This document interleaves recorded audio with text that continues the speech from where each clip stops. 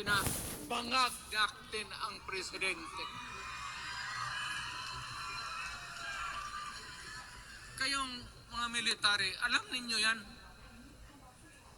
Lalo na yung nasa Malacanang. Alam ninyo, the armed forces of the Philippines, alam ninyo, may drug addict tayo na presidente, putang inang yan. Ayun ang bakit ako nagkaroon ng kaso ng ICC. Sabi nila, pinapagpatay ko raw yung mga drug users.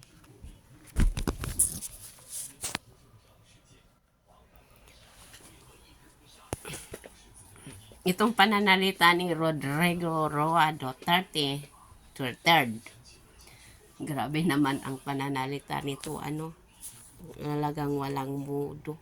Kaya yung mga anak niya, ganyan din ang attitude. Walang disiplina, kaya ganito pala.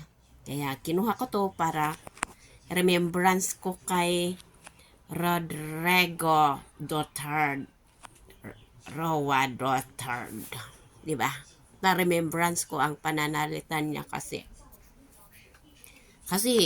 tignan mo naman ito ang presidente na ganyan. Kaya kinuha ko ang pananalita niya para remembrance ko sa kanya. God bless you, Rodrigo Duterte. God bless you.